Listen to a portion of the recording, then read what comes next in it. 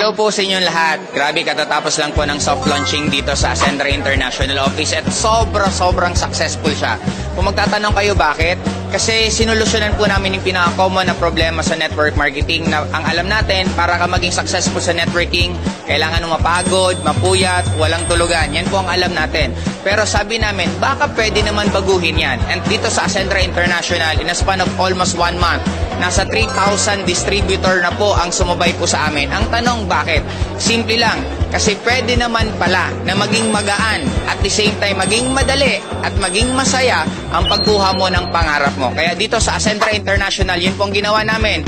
Yung common dating mahirap, pinadali namin. Yung dating kailangan maging malungkot ka, pinasaya namin. Kaya kung gusto mo na kinukuha mo ang pangarap mo na nakangiti ka at magaan, ano pang inaantay mo? Tara, sama ka na sa Ascendra International.